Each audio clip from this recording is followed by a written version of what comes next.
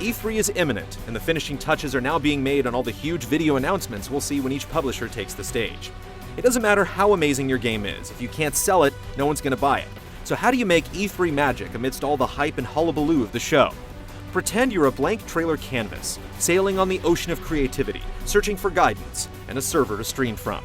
These questions will help steer you closer to discovering what kind of E3 trailer you want to be.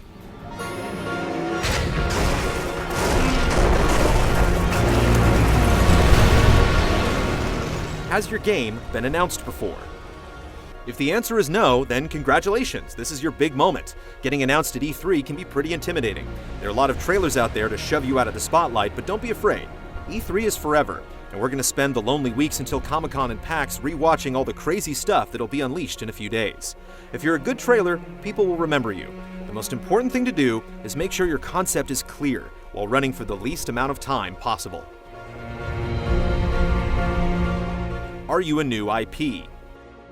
If so, what's your running time? If it's shorter than 30 seconds, I'd be a little worried. You need to give people time to understand what you're selling. If you're too short or just give us a logo and some voiceover, it'll feel like your game hasn't even begun development. Our eagerness to learn more about your project will be directly proportional to how much work it appears you put into your debut. A full minute or so should give you enough time to make a good first impression.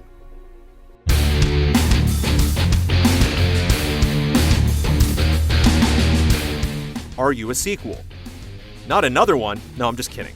Trailers like you keep this industry afloat, and we couldn't imagine going through E3 without seeing the return of a few familiar faces. But don't rely on your fans to carry you through your next announcement.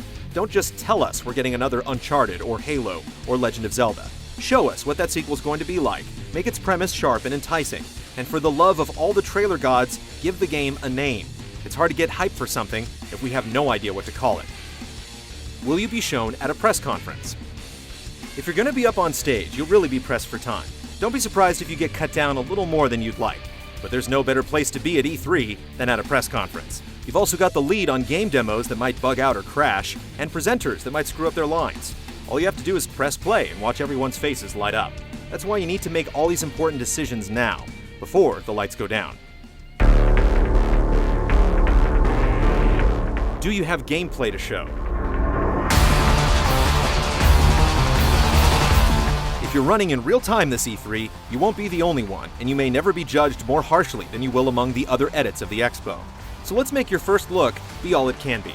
For starters, what console are you on? Inquiring minds want to know, and some kind of verification that what we're about to see is actual gameplay will be appreciated so we don't second guess you. Second, if your gameplay doesn't have sound effects attached, then you're not ready to show your gameplay. The sound design doesn't have to be final, it just has to make noise. If a race car speeds by or a building blows up and we don't hear it happen, it feels unfinished. Finally, show stuff we won't see anywhere else at the show. Don't just be a cutdown of a gameplay demo we were given at a press conference the day before. You're not a demo recap, you're a gameplay trailer. Use the power of the mighty montage to tease us with scenarios 10 times as crazy as what we see live. Are you made entirely of pre-rendered computer animation? Don't worry, some of my favorite trailers are computer animated. A good trailer's a good trailer, it doesn't matter what kind of footage you're showing us. A trailer is a promise to video game fans everywhere that the finished product will be everything it can be.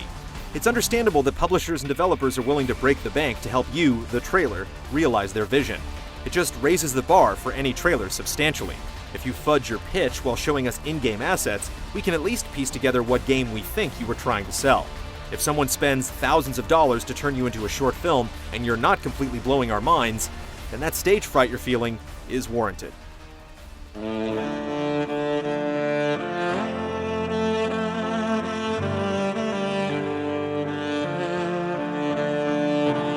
Are you going to be shown at a booth somewhere? If you're not big enough to break news at a press conference, you could still have millions of eyes on you as everyone crisscrosses the show floor for 3 full days. If you're going to get looped outside of someone's booth over and over, there's a few ways you can help yourself get more exposure. Consider having subtitles so people can actually follow you while the rest of the show fights to rattle their eardrums. If not, then stay away from shots that show people talking. If I'm watching a person talking but I can't hear what they're saying, I'll watch something else. Even if you've already been shown off at a press conference or released a few days before the show started, slip in an extra gameplay clip here or there to really pull someone's attention out of a bustling crowd. Is your game going to be launched before the next E3? You may be just the beginning of your game's marketing campaign, but if that game launches before May of 2015, then this is your best shot to trend off the scale. Don't use E3 to promote some other reveal down the road, and don't hold anything back if you don't have to. This is the Super Bowl of game trailers, and you don't want to be unprepared for game day.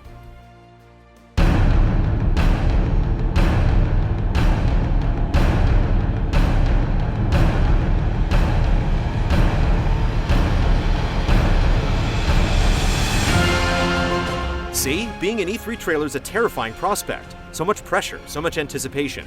However, if you are a trailer, and you answered yes to any of these questions, my advice will help you pull some focus at this massive media event.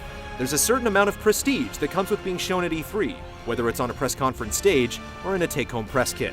So if you're an E3 trailer, you're already a winner.